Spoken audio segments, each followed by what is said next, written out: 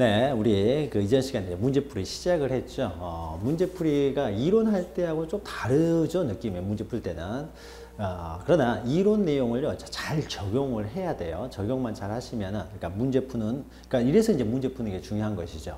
아는 내용을 정확하게 내가 답을 맞출 수 있어야 되니까요. 그래서 내가 아는 내용이 다양한 형태로 문제화돼서 지문으로 나오기 때문에 그런 내용들을, 그래서 다양한 형태로 나올 수 있는 것들을 다 대부분 이제 집어넣는다고 집어넣습니다. 그래서 이런 과정을 통해서 확실하게 여러분 이해하시기 바랍니다. 자, 1장과 2장에서 우리가 이전 시간에 말씀드렸다시피 가장 중요한 것은 17페이지부터 나오는 권리행사와 의무의 이행과 관련된 그 권리행사의 제한과 관련된 신의성실의 원칙에 관한 내용입니다. 권리남용 금지 원칙. 그래서 권리행사가 제한되는 거. 자, 요게 시험 문제 거의 매년 출제가 되니까 요 부분은 문제는 한 10문항 정도 있는데 여기 있는 내용만 아시면은 뭐 문제 푸는데 지장이 없을 겁니다. 자, 권리를 행사하는 데 있어서도요, 권리는 항상 그 사회 안에서 행사하는 것이기 때문에 그 사회적 목적에 부합을 해야 된다는 거죠. 그래서 신의에 맞게 권리를 행사해야 된다. 자, 신의성실의 원칙이라는 것은 쉽게 말하면은 상대방의 신뢰를, 내가 권리를 행사할 때 상대방의 신뢰를 보호하는 범위 내에서 권리를 행사해야 되는 것이지, 상대방의 신뢰를 깨트리면서까지 권리를 행사해서는 안 된다. 그래서 신의성실의 원칙은 한마디로 말하면은 신뢰보호 원칙이라는 거죠. 상대방의 신뢰를 보호해야 된다는 거죠. 보호하는 범위 내에서 행사를 해야 된다라는 겁니다. 근데 신의성실의 원칙이라는 것이 신뢰를 보호한다는 것이 너무 막연하죠. 어느 정도로 행사하게 되면 신뢰를 보호하면서 행사하는 것이고, 어떻게 행사하면 신뢰를 깨트리는 행사가 되느냐. 자기가 가지고 있는 권리를 행사하는데요. 자, 그래서 너무 추상적인 용어로 되어 있기 때문에 판례가 많이 나오게 됩니다. 그러니까 서로 다툼이 많이 생기게 되겠죠. 그래서 신의성실의 원칙, 권리남용 금지 원칙과 관련해서는 많은 판례들이 나오니까 그 판례들을 잘 기억하셔야 돼요. 법 조문은 그렇게 중요한 내용이 아닙니다. 판례고요. 그리고 신뢰보호원칙, 신의성실의 원칙, 이것은요, 사회 질서, 전체적인 어떤 질서 안정이죠. 사회적 목적에 부합해야 된다라고 해서 어떤 공익과 관련된 내용 규정이기 때문에 이거는 강행 규정의 의미를 갖는 거죠. 자, 하나하나 이제 판례들을 보면서 설명해 가도록 하죠. 자, 17페이지 9번 보시면요. 자, 신의성실의 원칙에 관한 설명을 옳지 않은 것은요. 1번. 신의성실의 원칙은 권리의 발생, 변경, 소멸 여러 가지 기능을 다 갖습니다. 그러니까 민법 전체적으로 다 적용이 돼요. 자, 우리는 지금 권리 행사와 관련돼서만 신의성실의 원칙을 다루고 있지만은 권리 행사와 관련되는 것뿐만 아니라요, 다양한 뭐 의무 이행도 나오고요. 때로는 일정한 경우에는 신의칙에 의해서 신의성실의 원칙을 줄여서 신의칙이라고 하는 거죠. 그 신의칙에 의해서 뭐 권리가 생성되기도 하고요, 의무가 생성되기도 하고 그렇습니다. 그러니까 민법 전체적으로 전 부분에 걸쳐서 다 여러 가지 기능을 갖게 됩니다. 그 중에 대표적인 것은 이제 권리 행사를 제한하는 기능. 권리 행사 제한하는 기능은 하나의 기능일 뿐이에요. 신의칙의 여러 가지 기능 중에서. 자, 2번. 그러니까 신의칙이란 말이 나온 다음에 신의성실의 원칙이 나오면서 이런 기능도 갖는다, 이런 기능도 갖는다 그러면 다 맞는 말이라고 생각하시면 됩니다. 2번. 민법상 신의성실의 원칙은 법률행위의 당사자가 상대방의 이익을 배려하여 형평에 어긋나거나 신뢰를 저버리는 내용 또는 방법으로 권리를 행사하거나 의무를 이행해서는 아니 된다는 추상적인 규범입니다. 이것도 추상적 규범. 그래서 동그라미 2번에 해당되는 것이 바로 신의칙에 관한 개념이 되는 거죠. 잘 기억하시고요. 3번. 신의성실의 원칙은 민법뿐만 아니라 모든 법에서 적용됩니다. 사법에만 적용되는 것이 아니라 공법에도 적용돼요. 세금을 거둘 때도요, 신의에 맞게 성실하게 거둬들여야 되겠죠. 그러니까 납세자의 어떤 신뢰를 깨트리는 과세를 해서는 안 되는 거잖아요. 그래서 사법뿐만 아니라 공법 전 영역에 다 적용됩니다. 모든 법 영역, 모든 분야에 다 적용되는 거예요. 4번. 신의성실의 원칙은 오직 권리행사와 의무 이행에만 적용되는 것으로서 이에 기해 어떠한 의무가 도출되는 건 아니다. 이런 게 이제 틀린 거죠. 그러니까 권리행사나 의무 이행에만 적용되는 것이 아니라 모든 법 영역에서 모든 뭐 전체적으로 다 적용되는 기능이 끝도 없습니다. 이것은. 그래서 어떠한 권리, 의무가 도출되기도 합니다. 그래서 여러 가지 기능을 갖는다. 4번이 틀렸다라는 거죠. 자, 5번. 신의성실의 원칙의 위반 또는 권리남용은요, 이것은 강행 규정이라는 거죠. 건전한 사회를 유지하기 위한 강행 규정이기 때문에 당사자의 주장이 없다고 하더라도 직권으로 판단할 수가 있습니다. 직권으로. 그러니까 직권으로 판단한다. 강행 규정은요. 당사자가 신의칙 위반입니다라고 상대방이 주장하지 않았다고 하더라도요. 신의칙에 위배되지 않았느냐는 만약 권리 행사가 위배되면은 상대방이 신의칙 위배라고 주장하지 않았다고 하더라도 법원도 어떻습니까? 건전한 사회 질서를 유지해야 될 의무가 있는 사람이기 때문에 신의칙을 직권으로 적용할 수가 있다는 겁니다. 자, 10번도 이제 신의칙, 신의성실의 원칙을 신의칙이라고 하는 거죠. 옳은 것은요. 자, 1번. 신의칙의 위반에 대해서도 변론주의 원칙이 적용되므로 당사자의 주장이 없으면 법원이 직권으로 판단할 수 없는 게 아니라는 거죠. 주장이 없더라도 법원의 직권으로 판단할 수가 있다는 것이고요. 자, 2번은요. 회사 이사로 재직하면서 보증 당시에 그 채무액과 변제액이 특정되어 있다. 이게 중요합니다. 특정되는 회사의 확정 채무라는 거죠. 확정 채무에 대해서 보증을 한 자는 이사직을 사직했다고 하더라도요. 사정 변경 원칙으로 보증 계약을 해지할 수는 없는 거죠. 자, 우리가 신의칙이라는 게 지금 너무 막연하기 때문에 파생 원칙으로서 금반응의 원칙, 즉 선행행위와 모순되는 행위의 금지의 원칙이라는 금반응의 원칙과 그 다음에 실효의 원칙, 그리고 세 번째 사정변경의 원칙, 세 가지 원칙이 이제 파생적 원칙이 인정되는 거죠. 자, 이 중에 마지막에 있는 사정변경의 원칙은요. 사정변경의 원칙은 우리가 일회적 계약에 있어서는 판례가 사정변경의 원칙을 인정하는 예가 없다고 그랬어요. 자, 일회적 계약이라는 게 보통 매매죠. 매매와 같은 일회적 계약은 적용을 안 하고 있고요. 계속적 계약이요. 그러니까 계약관계가 의무이행이나 뭐 권리행사가 계속적으로 이어지는 계속적 계약에서만 적용됩니다. 그러면은 이 계속적 계약에 있어서만 적용이 되는데 계속적 계약 중에서 우리 판례가 인정하는 것은요. 근보증이라는 거죠. 근보증. 그러니까 채무를 확정하지 않은 상태에서 뭐 최고 한도액만 정했다랄지 또는 한도액도 정하지 않고 뭐 이렇게 되는 거죠. 갑이라는 사람이 은행에 대해서 지는 채무에 대해서 얼마가 될지 모르지만 그 채무에 대해서 내가 다 책임지겠다라고 하는 거죠. 이것을 근보증이라고 합니다. 얼마가 될지 모르는 그 채무에 대해서 내가 다 책임지겠다는 거죠. 그러니까 장래 불확정한 채무죠. 얼마가 될지 모르니까 장래 불확정한 채무, 불확정 채무죠. 불확정한 채무에 대해서 보증을 서는 것을 우리는 근보증이라고 하는 거죠. 그럼 기간을 정해놨어요. 그래서 이 5년 동안에 이루어지는 모든 채무에 대해서 내가 다 책임을 지겠다라고 하는 거죠. 그러면 5년이 지났을 때 얼마가 채무가 될지는 모릅니다. 자, 거기에 대해서 책임지는 걸 근보증인데요. 그럼 이때 을이라는 사람이 근보증을 하게 된 이유가요. 갑이 돈을 빌렸는데 이게 회사라고 하고요. 회사가 돈을 빌리는 과정에서 내가 회사의 이사니까 근보증을 했습니다. 이사니까 근보증을 했는데 5년 계약을 했는데요. 5년 동안 지는 채무에 대해서 다 책임진다고 했는데 이 사람이 한 3년 있다가 회사에서 사임을 했다는 거죠. 그러면은 이것은 어떻습니까? 사임을 했으니까 사실 이사 보증을 질 이유가 전혀 없는 것이죠. 자, 이런 경우에요. 이런 경우 불확정한 채무에 보증을 섰을 때 사임했을 때는 사정 변경이 발생이기 때문에 이 3년간에 생긴 채무에 대해서만 책임을 지는 것이지 그 이후 2년간의 채무에 대해서도 책임을 지지 않는다라는 거죠. 책임을 제한해 주는 거죠. 자, 이것이 바로 사정 변경의 원칙이죠. 따라서 여기서는 그런데 회사의 확정 채무라는 거죠. 불확정 채무였을 때는 근보증이 되고요. 이걸 근보증이라고 하고 근보증에 있어서만 이런 경우에만 사정변경 원칙을 적용하고 있지 확정 채무에 대해서는 적용하지 않는다. 이거 중요하니까 잘 기억하시고요.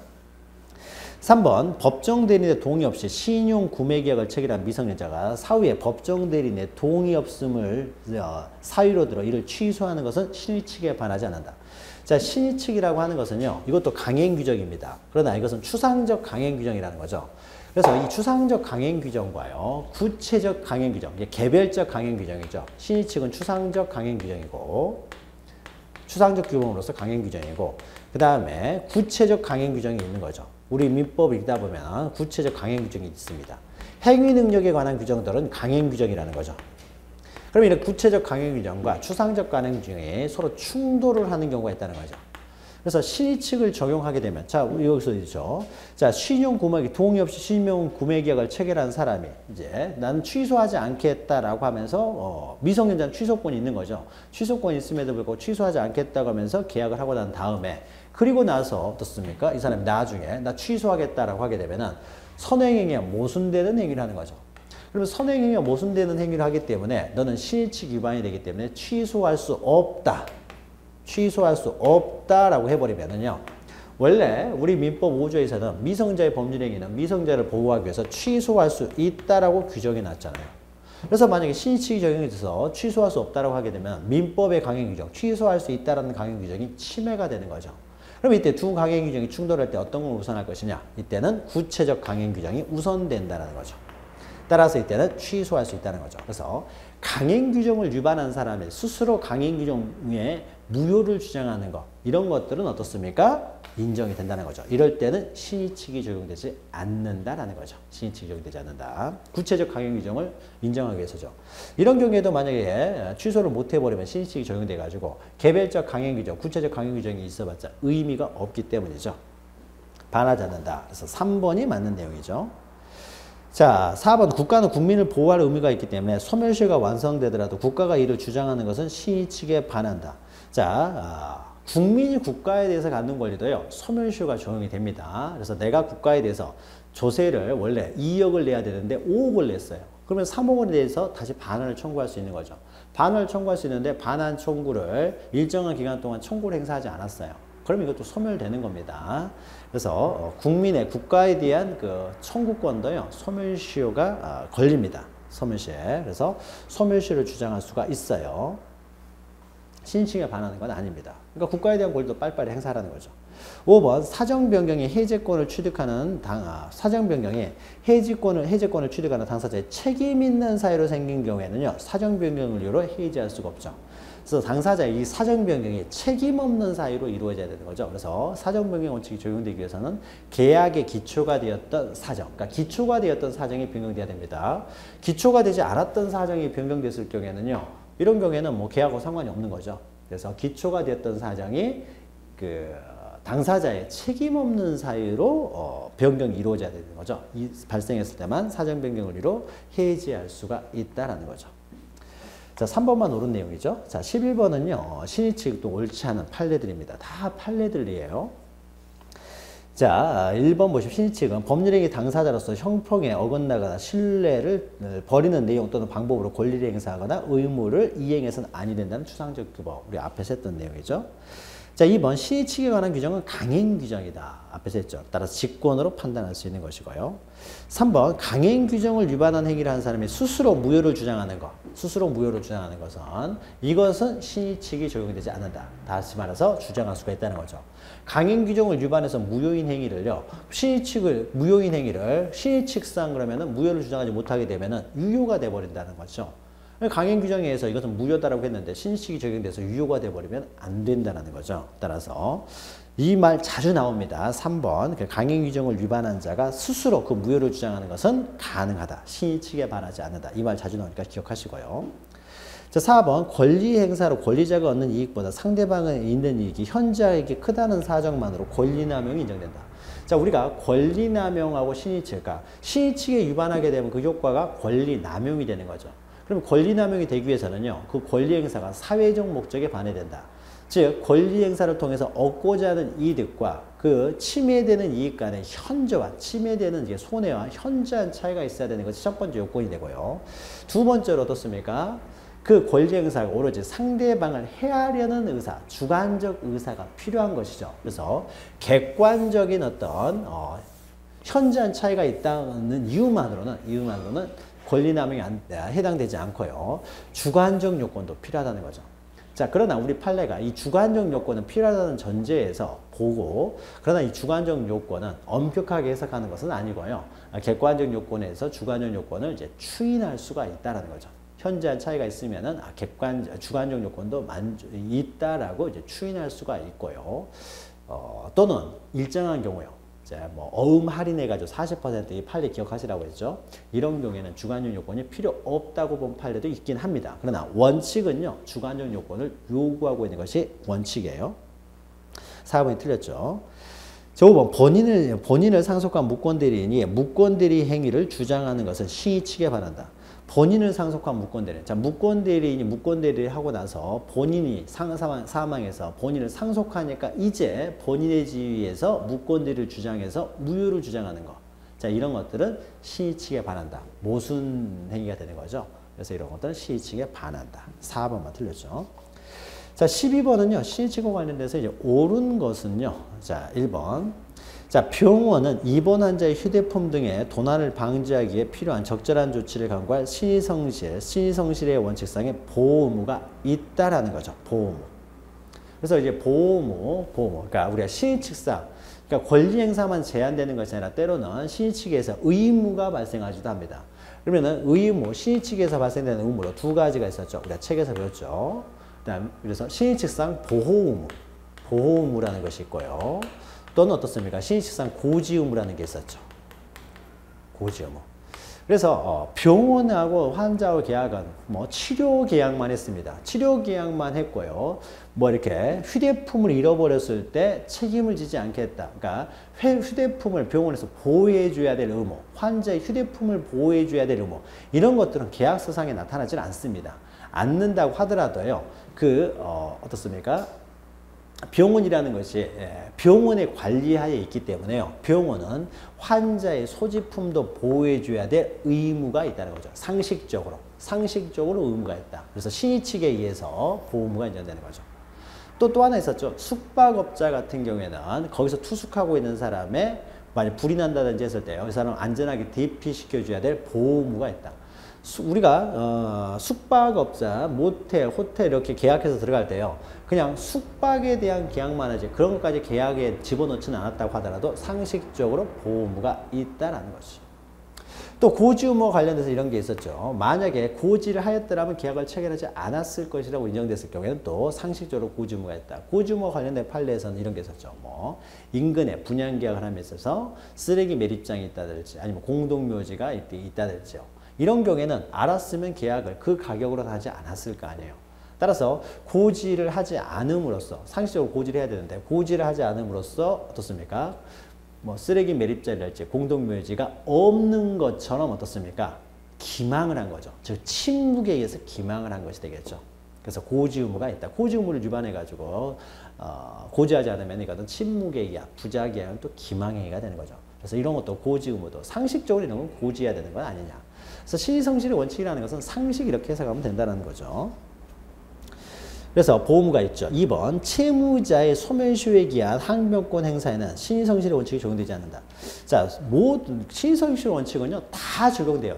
여기에는 적용되지 않는다 그러면은 다 틀린 표현이고요. 이런 경우는 적용되지 않았죠. 우리가 강행 규정을 위반하는 경우, 신의 측이 적용돼 가지고 강행 규정, 개별적 강행 규정을 위반하게 되면 그럴 때는 신의 측이 적용되지 않아요.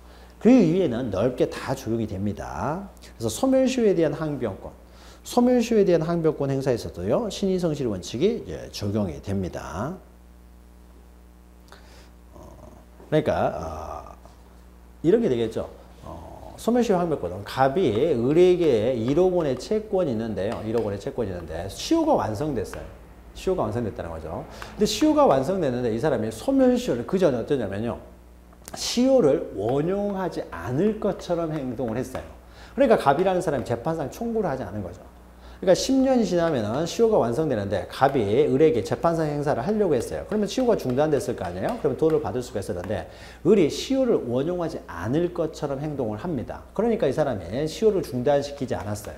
그리고 나서 시간이 지나니까 이제 와서 이 사람이 시효를 원용한다는 거죠. 소멸시효를 원용하는 거. 이것도 상식에 반하는 거죠. 모순행위가 돼가지고 이것도 신의칙이 적용이 된다.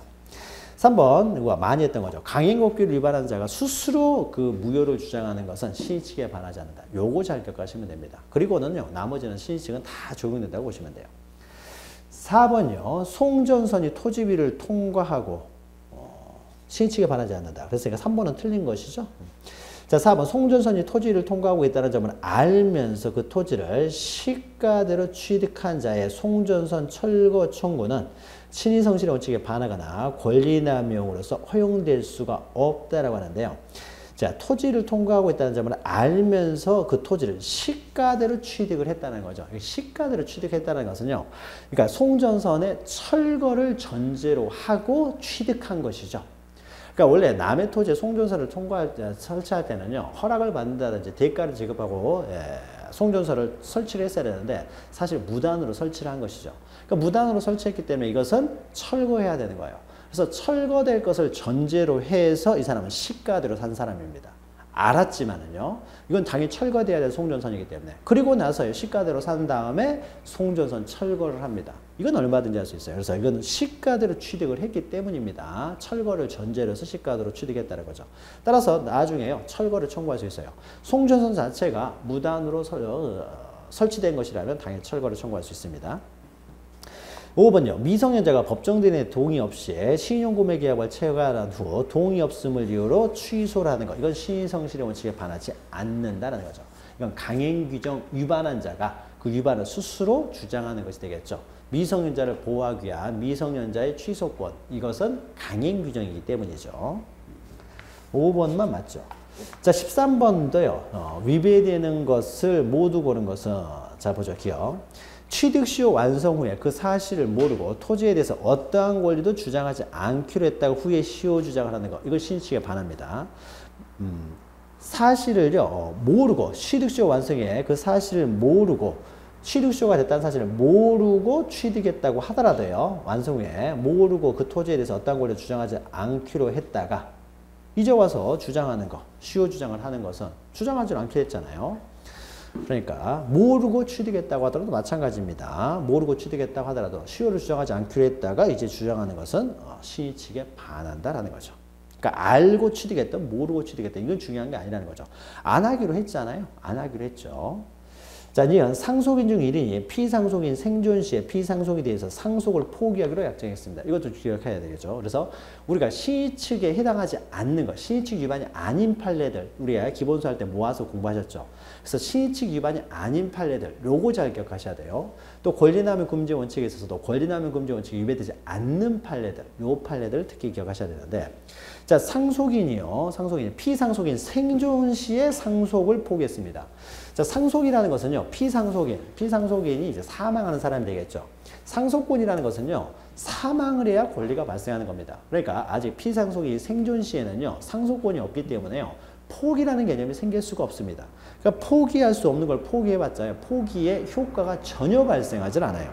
따라서 나중에 상속 개시후라는 것은 피상속인이 이제 사망을 하니까 이제 비로소 상속권을 주장합니다. 이건 얼마든지 가능해요. 상속 포기가 아무런 의미가 없었다는 거죠. 의미가 없었기 때문에요. 또 뒤끝 보시면 수익보장 약정을 금지한 증권계열법을 위반하여 투자선택회사가 스스로 그 위반을 들여서 수익보장 약정의 무효를 주장하는 것. 수익보장 약정을 금지한 증권거래법 이런 것도 다 강행규정입니다. 금융회사의 건전성, 금융회사가 망하면 국민경제에 영향을 미치기 때문에요. 금융회사의 건전성을 위해서 이렇게 투자수익보장 약정을 금지하고 있어요. 이것은 강행규정이라는 거죠. 그래서 강행규정을 위반한 사람이 스스로 무효를 주장하는 것, 이건 신의칙에 반하지 않는다는 거죠. 자, 그래서 니은 디귿은 반하지 않고요. 리을 보시면 이의 없이 퇴직금을 수령한 이의 없이 이게 중요한 거죠. 5년이 경과한 후에 사직원의 작성 제출이 자신이 아닌 그 형에 의해 이루어졌음을 이유로 무효로 주장합니다.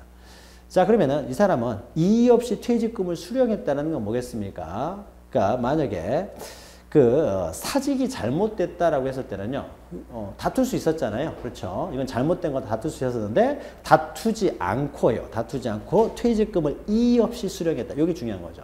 수령하고 나서요. 그러면 상대방은 더 이상 다투지 않겠다고 생각 없었는데 이제 와가지고 5년이 지나서 이제 다투는 거. 이것은 실효의 원칙에 위배되는 거죠. 실효의 원칙.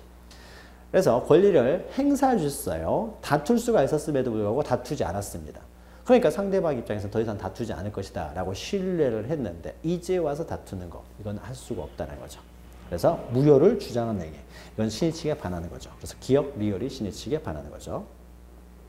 자, 14번도 이제 동일한 내용입니다. 그래서 신의칙에 반하는 것, 반하지 않는 것들. 특히 이제 반하지 않는 것들 잘 기억하셔야 되는데. 자, 14번 보시면 입장은 판례 입장과 다른 거예요. 자, 1번. 임대인의 부탁으로 은행 직원에게 보증금 없이 입주하고 있다고 말한 자가 은행에 건물명도 청구에 이제 청구를 하니까 임차 보증금 반환을 내세요. 이제 와서 그 명도를 거부하는 거. 금반환. 선행행위가 모순된 행위의 금지 원칙에 반하는 것이죠. 보증금이 없다라고 했다가 이제 와서 보증금이 있다고 주장하는 거죠. 보증금이 없다고 하니까 은행에서는 어떻습니까? 보증금이 없는 줄 알고 많이 빌려줬겠죠. 그런데 이제 와서 보증금을 주장하게 되면 은행에 손해가 되는 거죠.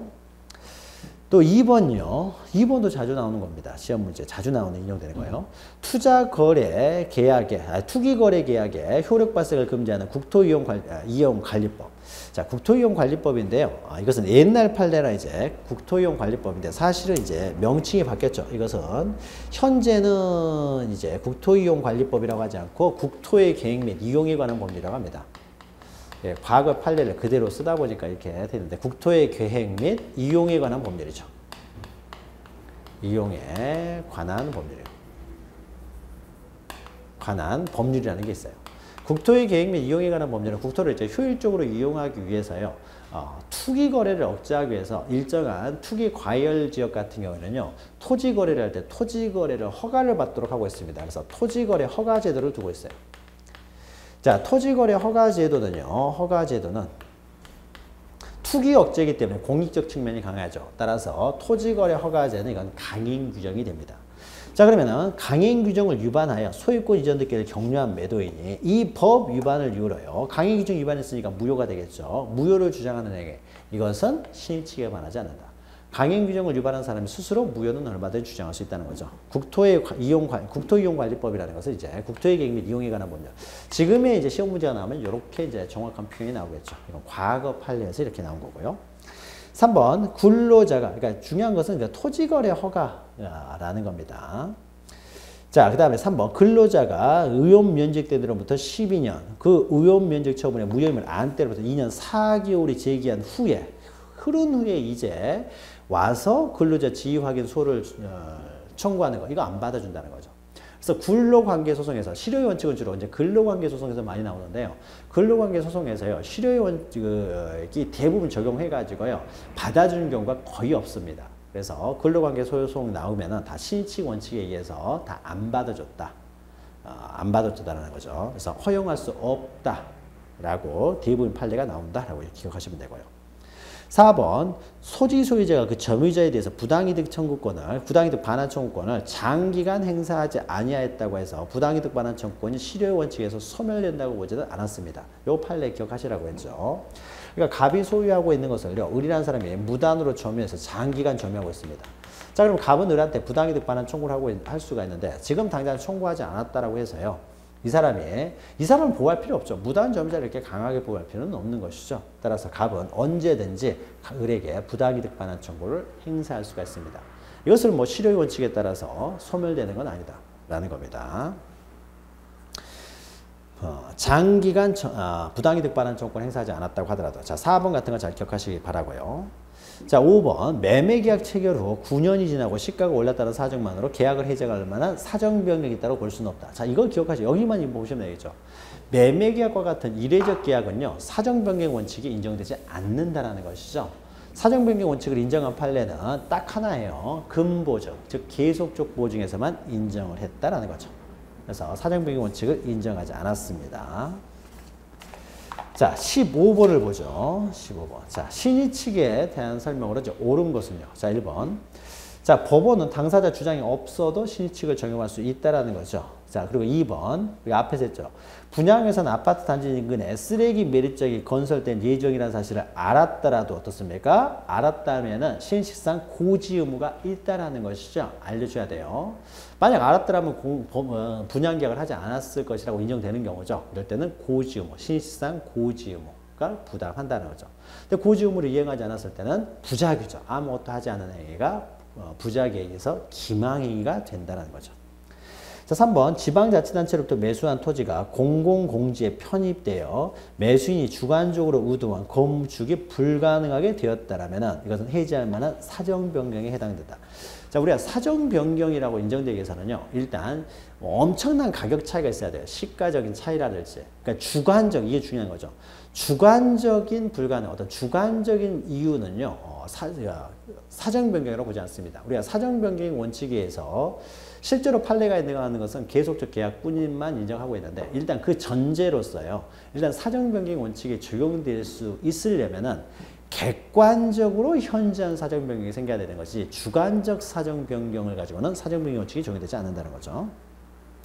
또 4번이요. 소멸시효 완성 전에 채무자가 채권자에게 시효 중단 조치가 불필요하다고 믿게 행동을 하였고 채권자도 이를 신뢰하였다면 채무자는 소멸시효 완성을 주장할 수 없다. 우리가 앞에서 이렇게 봤던 거죠. 그래서 소멸시효 완성을 주장하는 것도 이것도 신의 측에 따라서 인정이 안 될 수도 있다는 거죠.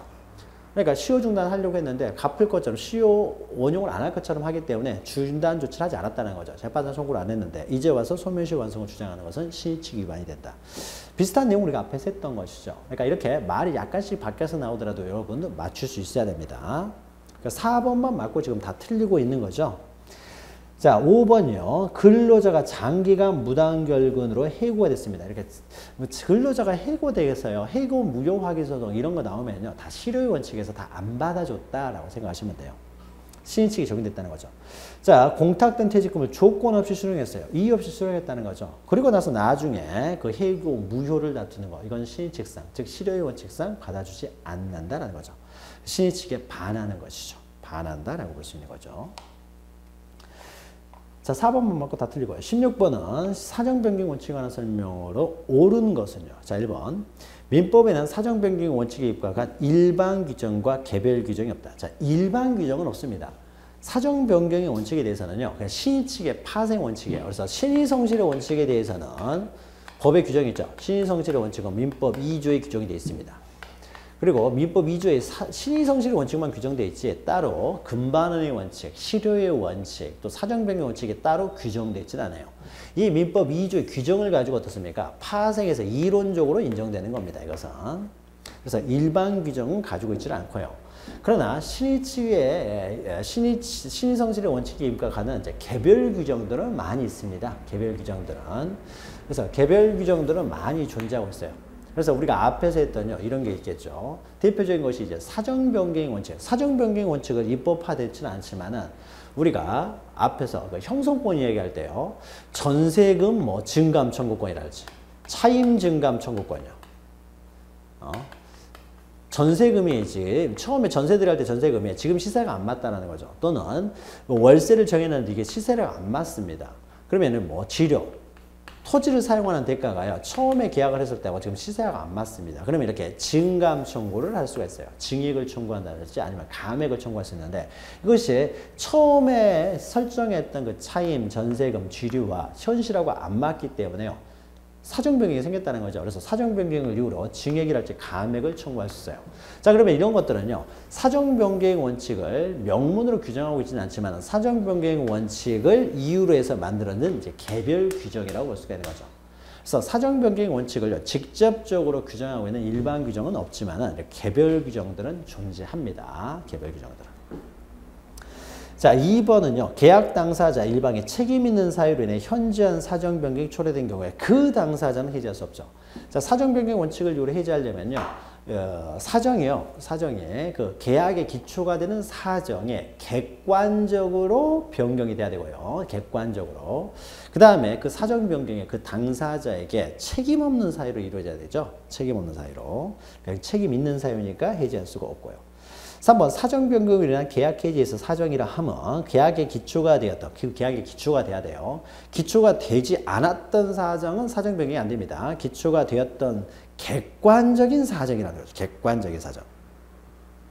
그래서 당사자의 주관적 개인적인 사정은 포함되지 않는다는 거죠. 5번 4번이죠. 이사로 재직 중 채무액과 변제가 특정되어 있는 회사의 확정 채무, 그러니까 확정 채무에 대한 보증, 확정 채권의 보증은 이것은 계속적 보증, 금보증이 아니기 때문에 사정변경 원칙이 적용되지 않고요. 계속적 보증, 금보증만 사정변경 원칙이 적용된다는 거죠. 그래서 다 틀렸죠. 5번 현저하게 변경된 사정에 계약 성립 당시에 당사자가 예견할 수 있었던 것이라면 해지할 수 없죠. 그러니까 현저한 사정 변경이요. 계약의 기초가 됐던 현저한 사정 변경이 예견될 수 없는 사정 변경이 돼야 되겠죠. 예견할 수 있었으면 사정 변경을 이유로 해지할 수가 없고요. 예견할 수 없었던 현저한 사정 변경, 그것도 객관적 사정 변경이 있었을 때만 사정 변경을 이유로 계약을 해지할 수가 있다라는 거죠. 다만 우리 판례는 이런 경우에도요. 계속적 보증에 있어서만 사정 변경 원칙을 적용하고 있습니다. 적용하고 있다는 거죠. 그래서 5번만 맞고요. 5번만 맞고 나머지 다 틀린 내용이 되겠죠. 그러니까 비슷한 내용이 지금 지분으로 계속 나오고 있습니다. 그러니까 이런 내용들을 다시 한번 정리하고 있어요. 책을 보시면요. 다시 한번 확실하게 정리가 되실 거예요. 그래서 문제를 풀면서 이런 거구나 알았으면은 네, 책을 통해서 다시 한번 정리하시기 바랍니다. 자, 17번은요. 이제 사정 변경 원칙과 파생 원칙에 관한 설명으로 다른 것은요. 입장과 다른 것이죠. 자, 1번 보시면 근로자가 아무런 이의 없이 퇴직금을 수령하고 의원 면직일로부터 5년이 경과하였다고 하더라도 사직원의 작성과 제출이 자신의 형에 의해서 이루어졌다면 이런 것도 어떻습니까? 무효를 주장할 수가 없다라는 것이죠. 없다. 실효의 원칙이 적용된다는 거죠. 아무런 이의 없이 퇴직금을 수령했잖아요. 자, 2번 매매계약의 체결 후 9년이 지났고 시가가 올랐다는 사정만으로 계약을 해지할 만한 사정변경이 있다고 볼 수는 없다라는 거죠. 자, 매매계약이라는 말이 나오면 사정변경을 인정한 판례가 하나도 없다라는 거 이거 기억하셔야 되는 거죠. 자, 그리고 3번이요. 병원, 우리가 앞에서 했죠. 병원에 입원해 치료를 받는 환자의 귀중 휴대품들, 이런 것들을 보호해줘야 될 보호물을 부담한다. 신의치계 원칙에 의해서. 맞죠? 1번만 지금 틀린 것이죠. 그 다음에 4번. 법률행위가 법령에 위반되어 무효임을 알면서 그 법률행위를 한 사람은 특별한 사정이 없는 한 강행법 위반을 이유로 무효를 주장할 수가 있다라는 거죠. 강행규정 위반을 한 사람이 스스로 무효를 주장할 수는 있다. 5번 이사의 지위에서 회사에 대한 제3자 사이에 회사와 3자 사이에 계속적 거래로 인한 여기 뭐예요? 불확정한 회사 채무죠. 불확정한 채무. 그러니까 어떻습니까? 금보증이 된다는 거죠. 확정 채무가 아니라 불확정 채무에 대해서 보증이 된 자, 금보증이라는 거죠. 자, 이런 경우에는 그 회사를 퇴사하게 되면은 사정 변경이 생겼다는 거죠. 그래서 사정 변경 원료로 보증 계약을 해지할 수가 있다라는 겁니다. 있다. 그래서 1번만 틀린 내용이죠.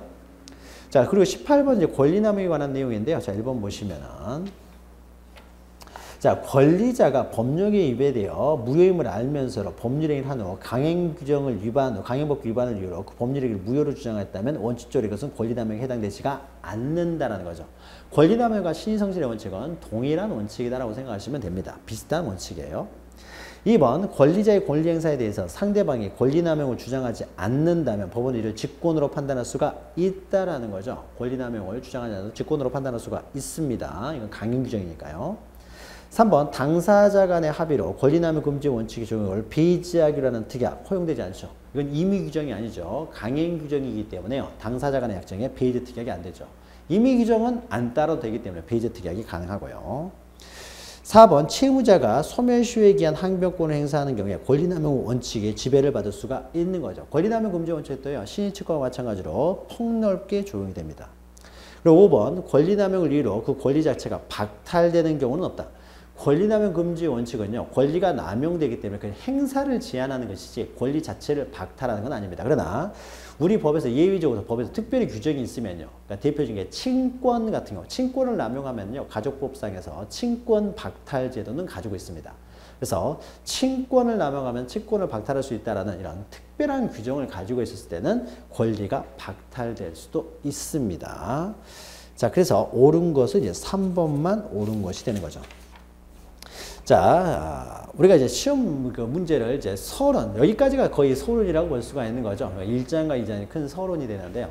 특히 신의성실의 원칙과 관련된 판례 보시고, 그 다음에, 교과서 책으로 정리를 하세요. 책으로 보는 것이 오히려 짧게 정리할 수가 있으니까요. 그리고 미처 문제화되지 않은 내용들도요. 책에서 참고로 되어 있는 것들도 좀 기억하시기 바랍니다. 자, 그러면은 신의성실의 원칙 제 2장까지 했고요. 이제 3장 권리의 주체는 이제 잠시 쉬었다가 또 이어가도록 하겠습니다. 잠시 뵙겠습니다.